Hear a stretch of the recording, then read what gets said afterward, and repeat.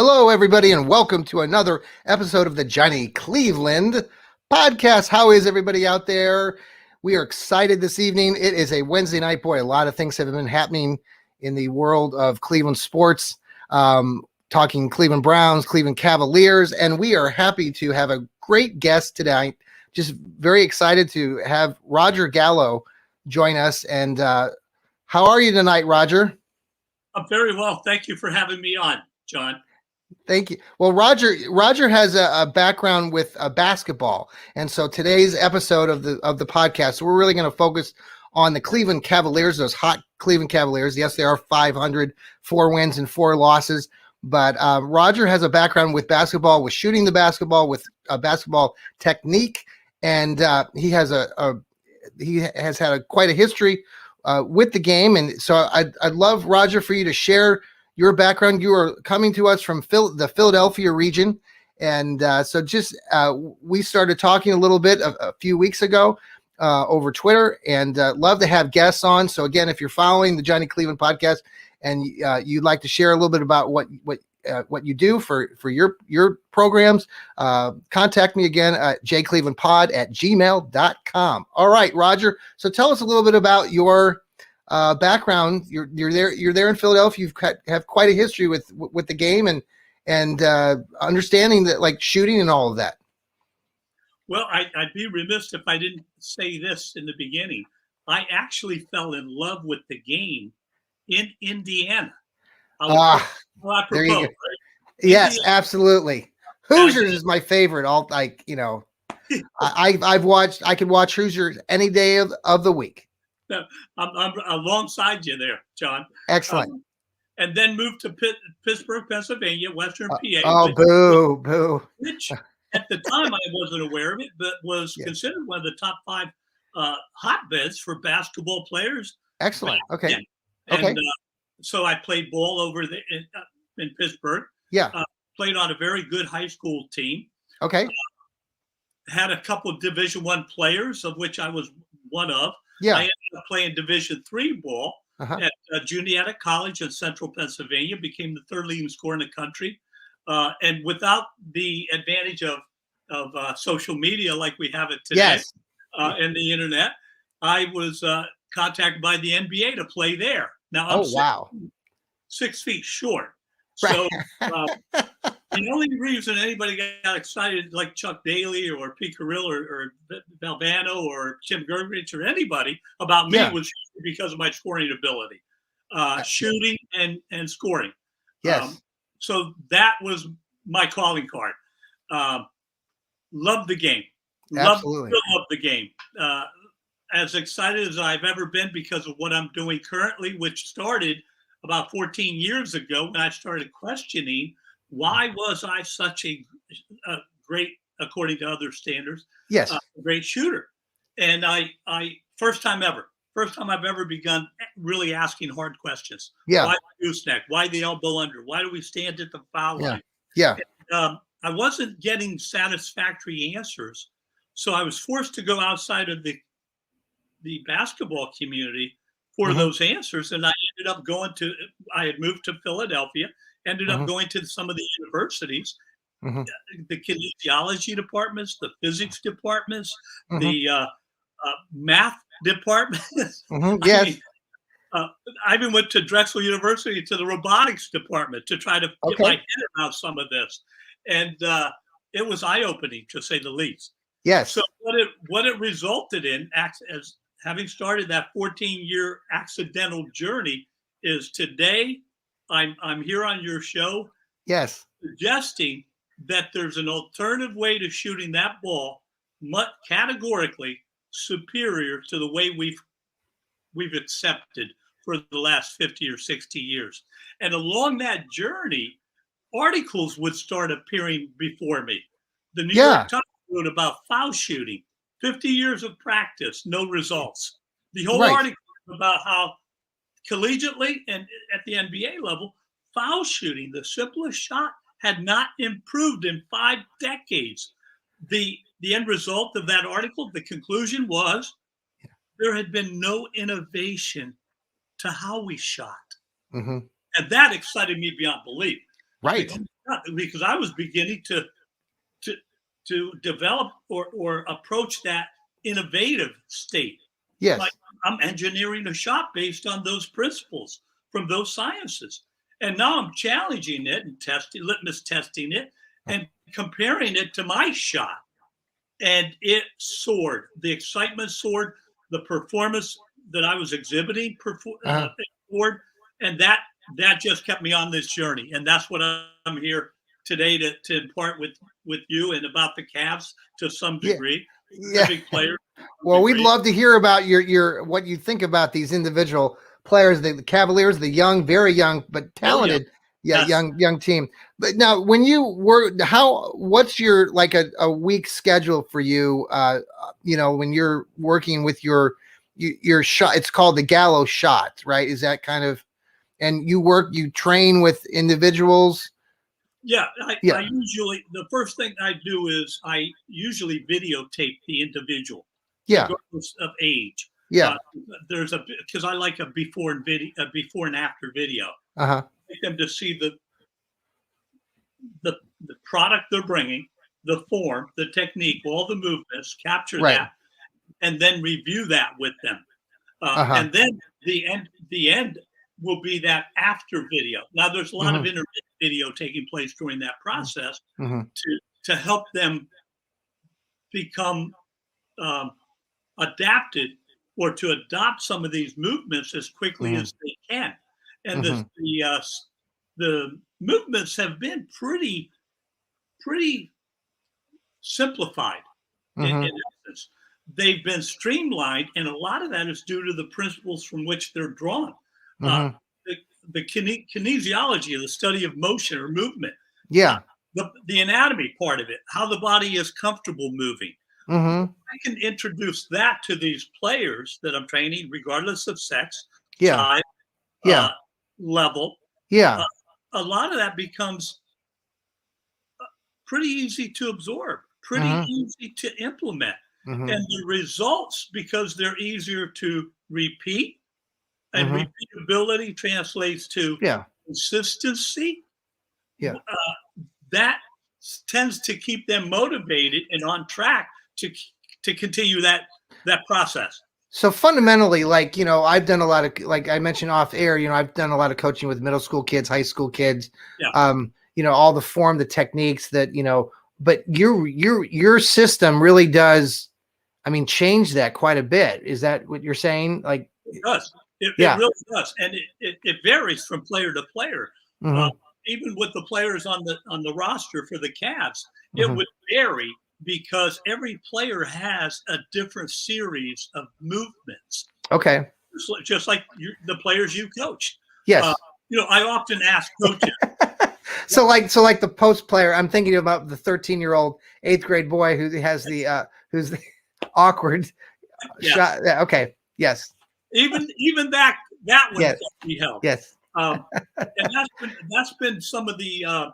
So you're not doing underhand shots with these kids, like these guys, right? You're not going back to the Hoosiers movie where that's okay. This technique lends itself to just about every conceivable shot attempt you would see in a modern day game. Okay. A floater, a teardrop, a hook. Wait, I said a hook. Yes. And for the audience out there, some of which may know this, some of which may not, there's a baby hook, there's a half hook, there's a jump, there's a full hook. And we don't see much of that anymore. But that I've become a better player doing hooks than I've ever been in my life. Wow. Because of what I've discovered.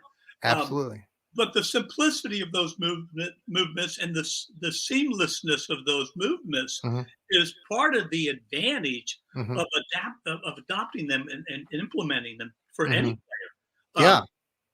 And they all have different challenges. They all come to me with different challenges. All right. So let's dive into a little bit of Cleveland Cavalier basketball here. Okay.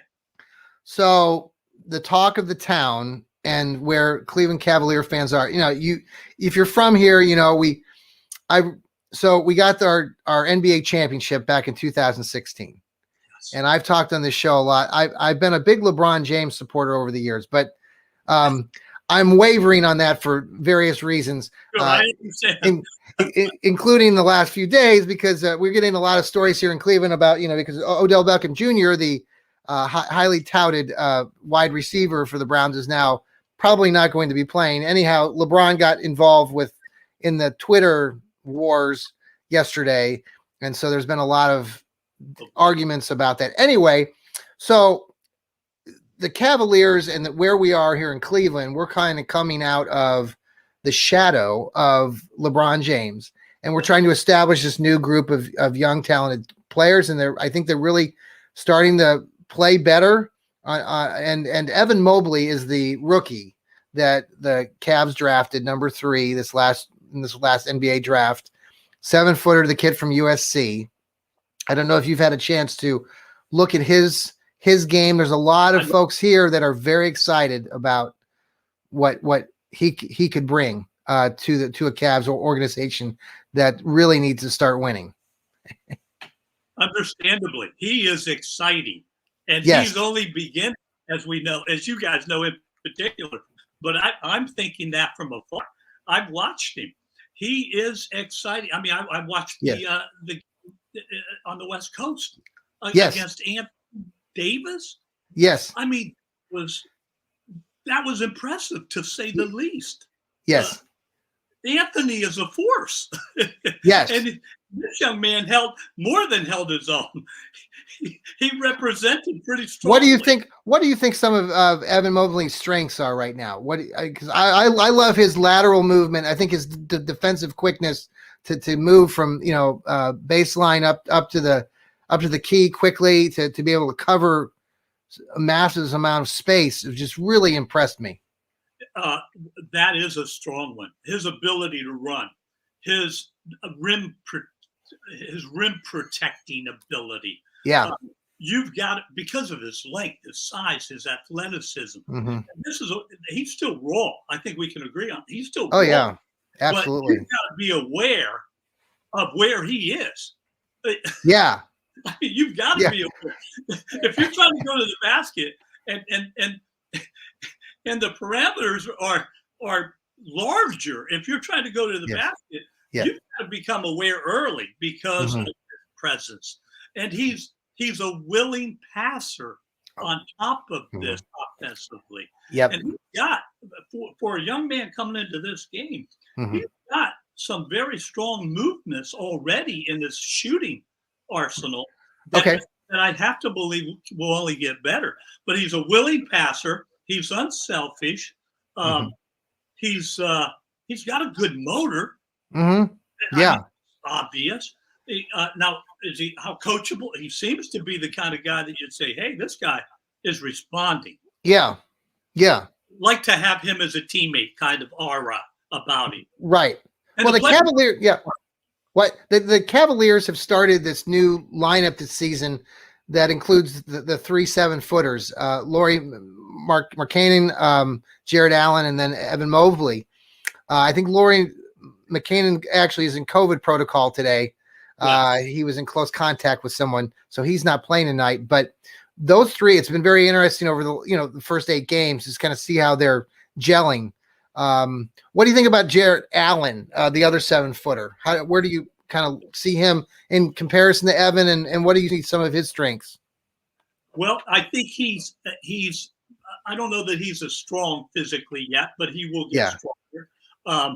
But length, size, ability to move, he's got it. It looks like he's got a little bit of a different shot, but he's probably better in that mid. He could probably be better in that mid-range game.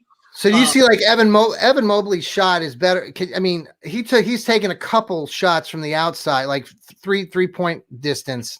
He looks more comfortable in that shot than compared to someone like Jared Allen. Yeah, he does. I would agree with that wholeheartedly. Okay. And that is likely to get stronger and better for both of them. but Mobley is a little more. I have more confidence with him taking that shot. So absolutely. This season. And by the way, with those three guys and with the entire squad, from what I know as an outsider, I mean, you're right there. But what I've watched and seen and heard and read, these guys haven't played together very long. No. The chemistry that we talk about in terms of how important it is has yet to develop. Absolutely. So 8 games into the season with what they're showing a cohesiveness that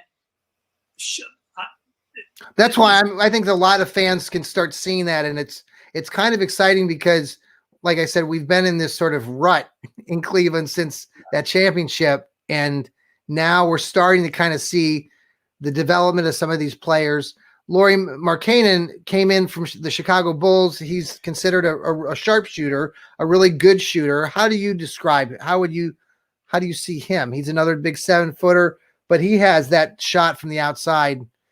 He's got a softness and a confidence when he is shooting, and as do some of the other younger players for their age, I think, and that comes across to me when I'm watching. Okay, yeah, you've got a couple players that exhibit strong confidence in their shooting, and the interesting thing to me is they're not great shooters, not yet. Yeah. Cleveland is, I think they're very low in the rankings in terms of 3-point. I think they're like 30%. They are. Yes. Yeah. But they shoot. They're a 40% shooting team. They've got that attitude.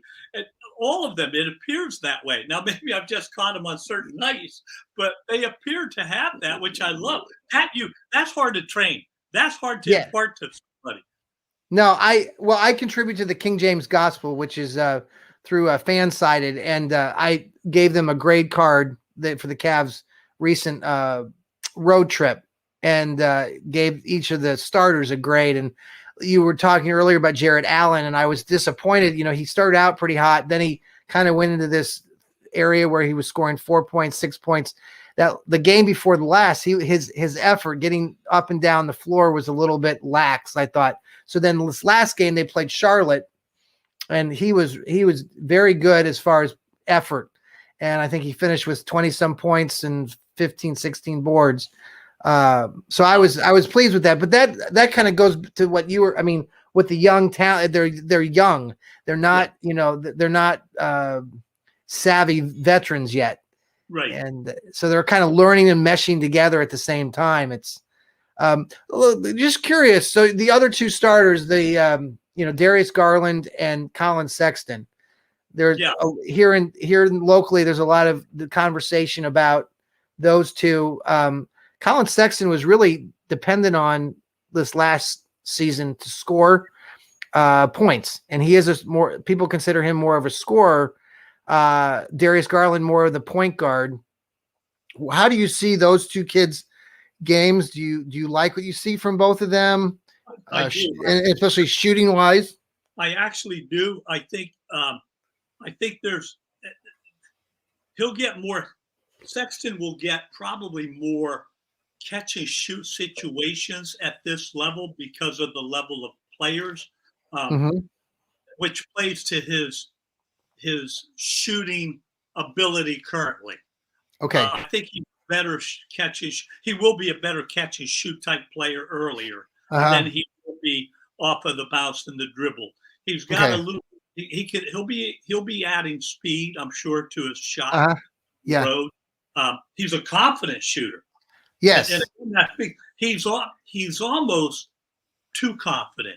Yeah, you're talking about he took a couple. He had a couple possessions in the 2 games ago. I think it was against the Phoenix Suns, where even at a middle school or high school level coaching, it's like, why are you trying to push the ball in transition? You got 3 guys on you, and you're running into a brick wall. And it doesn't make any sense to me. And I know the kid's confident, but that confidence sometimes is too much. Yes, to your point, John, it can backfire, and it oftentimes will.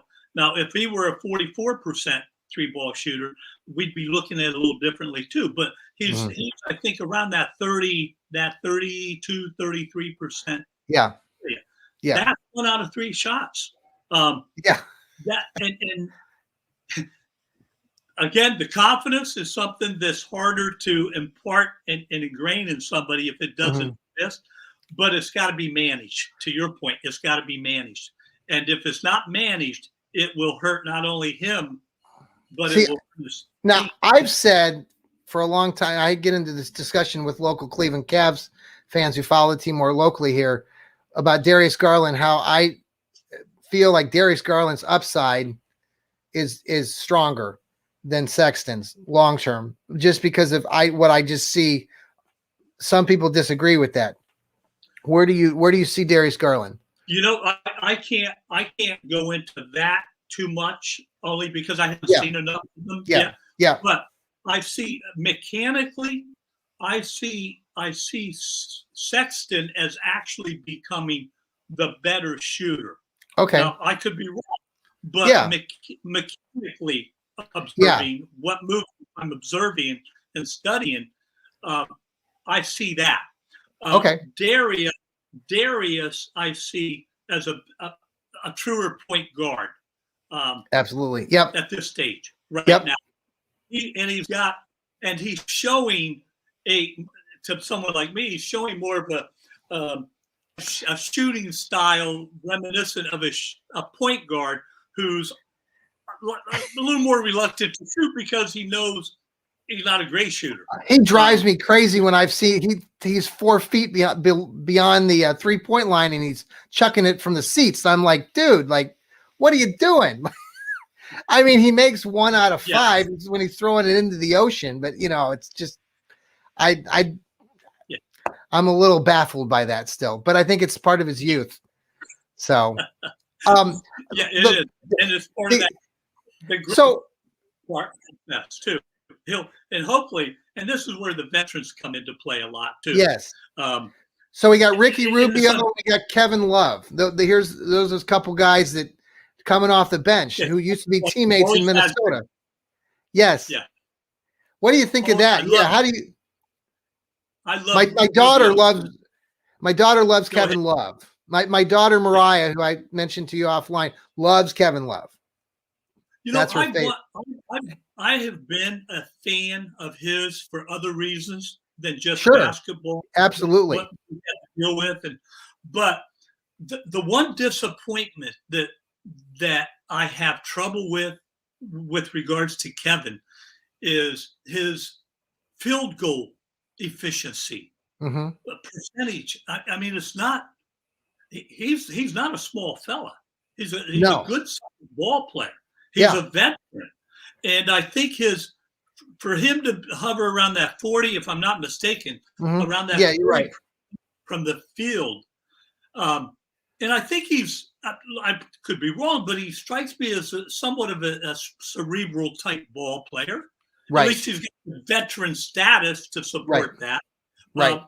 The field goal percentage suggests shot selection, which is what I would attribute to Sexton and to Darius a little bit more comfortably than to Kevin Love. I've got to put that out there anyway because that's what concerns me. The height of the 3 7-footers. Yes. To me, it's an argument for why they will become better shooters. Have that. Yeah. Most of them have a high release point. To have a high release point and to be 30 feet out from the basket, knowing that defender isn't staying upright with arms stretched up in a stick-up gun kind of position, tells me they're going to be able to shoot against anybody, anytime from that distance. And their accuracy should be a little bit higher. Because of that confidence, knowing they're not going to get it blocked, they're not going to have to alter. And Kevin Love falls into that category when he's making a non-3-point field goal attempt. I know that sounds a little harsh, maybe a little bit, but no, that makes sense. Yeah, So you really, Ricky Rubio came over. Have you seen any film on him with the Cavs so far? Well, I think we all can agree that he has over the years improved his shot. And I think he's still got upside, believe it or not. Yes, and yes. I say that because he's an 84% foul shooter. Yeah. And the indicator for me, especially since I've been on this journey of the Galo method and the way it works, the mechanics that one exhibits on a foul shot, suggesting 84% from the foul line, that's not bad. That's pretty good. Yeah. Suggests that player might be better than a 35-36% three-point shooter. Because out there, and this is one of the strongest philosophies in my training system and process. Okay.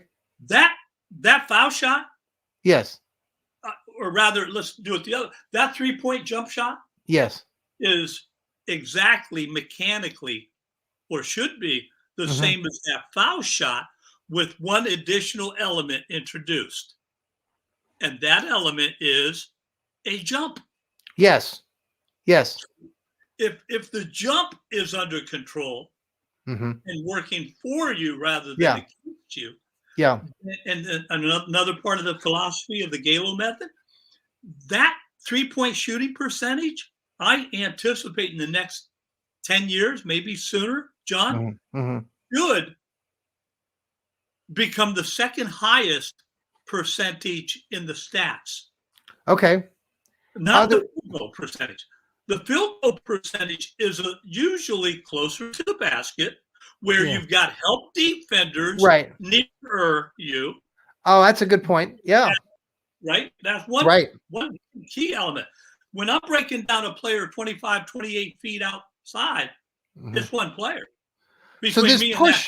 So this push to move, I mean, the game is moving to the outside. I mean, that's part of kind of where you're going with this, right? You're suggesting that teams are, I've been premature, according to me talking about it back then, but it's here now.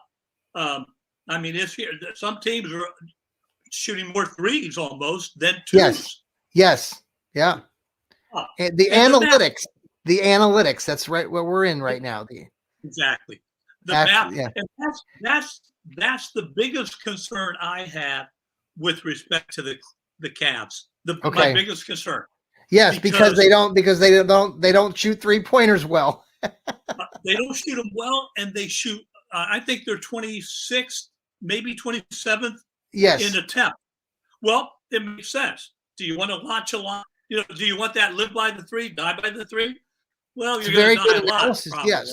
So you would suggest, I mean, right now, like if I'm doing an article for the King James Gospel coming up, and I talk about the idea that you're suggesting is that the Cavaliers really need to almost force themselves to become a more, I mean, putting up this 3-point shot, making the offense more around that shot, then the Cavaliers long term this season and forward would be in a lot better shape. Absolutely. It's spot on. Yeah. And the analytics dictate we can't trade. No team anymore can trade baskets because the other team is likely to be launching threes. And if they, even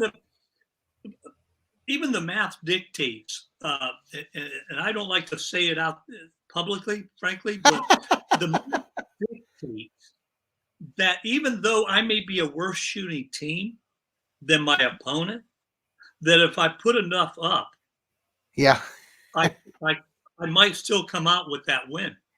That's right. Because of the math.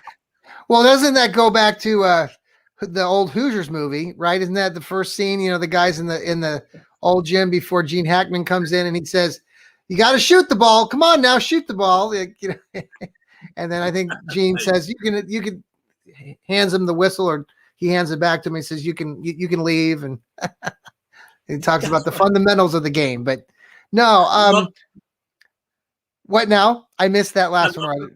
I love the reference. Yes. So you're from Philly. Just a side note, some side question here. Ben Simmons, Philadelphia 76ers. The whole story, you know, Cleveland was kind of in the mix, or there have been rumors of Ben Simmons being let go, and for a while, people thought here maybe he would come this direction. He seems like he's really having trouble, or he had trouble at the end of last season. Seemed like a really good player overall. He's been an all-star, you know, over the years. What do you think is going to end up happening with Ben Simmons? Is he going to stay in Philadelphia? What do you think of that whole soapbox? I have not been as uncertain about a player that I can recall as I really am about him. I mean, it's that convoluted. It's that confusing. Yeah. You're getting information almost by the minute about something regarding the circumstances. If it's truly a mental related issue, my heart goes out to him. Yeah. It's hard with all this happened, the way it's happened. It's hard to accept that on the surface. It's just hard. And I think this is all speculation for me, of course, but it's hard to not expect that that's the response he's getting from the Philadelphians. Yes. There are a lot of unpleased, displeased people here that have fallen. Turned against him. I mean, flat out turned against him. And I can't say I'm not one of them. I hope it ends well for everybody's sake. And I truly hope he recovers from this if he can. But it seems to get uglier and uglier every day. And Roger, it's obviously a distraction. It's got to be a distraction. Oh, absolutely. If folks want to know more about your programs or whatnot, where can they search for you on the web? They can find me on the internet. Okay. Roger Galo, ROGER GALO at let's see, RogerGalo.com. Thank you. Okay. And then at Galo Method. Galo Method. And that's on Twitter. That's on Twitter, right? Yes. Yeah. I'm following you now there. It's awesome. So thank you. So now you're in Philadelphia. I have to ask because I have a friend I write when I contributor to Dog Pound Daily for the Cleveland Browns, and I write for the King James Gospel. I also write for Cleveland Sports Talk, and one of the guys that helps run that group, he's a big Rocky Balboa fan there in Philadelphia. Are you a Rocky fan living there in the area? I'm not originally. Well, you're right. I actually am originally from the other side of the state. I'm closer to Cleveland. I'm from Pittsburgh. I was born in Pittsburgh, Pennsylvania. I don't know if that's a good thing on this show because we really are. Sorry about that. My apologies, but I was on the other side of the state. Moved from Pittsburgh to Philadelphia, but big fan of Rocky. Yeah. What about Dr. J? Are you like Dr. J? Yes, I loved his flair. There was a time. Speaking of shooting, there was a time when the excuse was a big hand would be the excuse for why big men could not shoot foul shots, John. Right. Now, in the game of basketball, I'm still no one's ever going to convince me that the bigger hand isn't a huge advantage. Sure. In the game of basketball. Yes. No one's ever going to change my mind on that one. So, and by the way, John Ming came along and Dirk Nowitzki came along. Yes. And were in the 80s, almost a night. Dirk was a 90% foul shooter. Right? Yes. Oh, yeah. Yeah. Well, hand is a big advantage. This is fantastic. Roger, it's been really great to have you. Anything else you'd like to share with the audience before we leave? I'd love to have you on again, Roger, maybe later on in the season, once we get the college game going, maybe too. That would be great to have you back on, and we can talk a little bit more. I would welcome that wholeheartedly. Thank you very much. I look forward to it. Okay. I'd like to see them. This is the team, the Cavs. I've liked ever since LeBron was there. Yes. Who didn't become a Cleveland fan if they weren't prior? Absolutely. And I still like the city. I'm happy to see what's happening right now. I really am. And it's an exciting time to be. It's exciting. We're this is they're going to make noise. They're going to make some noise. Yes. They may stumble a little bit, but they're going to make some noise. Yeah, they're fun to watch. I have to admit, I've been watching their games for the last several seasons, but they're very entertaining. The game the other night against the Charlotte Hornets, they got off to a really good start, got up by like 20, and then they hung on for dear life. But they're fun. They're entertaining. They seem like they're gaining a little bit of confidence. So yeah, that energy is obvious. Yeah. And very good. They've got the fans behind them right now because the fans are. I'm going to give you, Roger, before we leave, I do want to give a shout out to my favorite player in the Cavaliers is Dean Wade. And I don't know if you know much about my background, but I lived in Kansas for 26 years before I transitioned back. I grew up in Ohio, went to Kansas, came back. And Dean Wade grew up out in the heart of Kansas. He's in a little town called St. John, Kansas. And so when my kids like Mariah, I was mentioning to you, and Alec used to play basketball at some of these summer tournaments, Dean was part of these teams too. So I was familiar with that young group of players. And I've had the fortune in the last several weeks to even get in contact with Dean's assistant coach that he used to have in high school. And and so it's been kind of nice to communicate with him. And Dean's a really good player. He's a very talented. I think he's underestimated a lot, especially on the defensive side of the ball. He played at Kansas State, and he's just one of those players to me. And I don't know if you've watched any of his game, but he really has helped the Cavaliers wherever he's been at Kansas State. When he's on the floor, he's a good defender first and foremost, and I just think that's always helped wherever he's been. But I just wanted to give a shout out to Dean. I don't know if you've had a chance to look at his game. I have not looked at his game much. I saw him play. I knew he was with Kansas State. Yes, we're seeing him, and his defensive prowess stood out the most. Yes. He's very soft-spoken. He's not not one of those. I mean, he's not like when you're watching him play, he's not your guy throwing up 15 shots a game or whatnot. He's fundamentally just he knows to move the ball, and he knows to cut when he doesn't have the ball. He just does a lot of things better than a lot of players even now at the NBA level. That's going to serve him well then. But I would caution, or I would suggest this: if he's that type of player, and I don't know his offensive game that well. I know. But today, the NBA is really keen on guys who can knock down shots. Mm-hmm.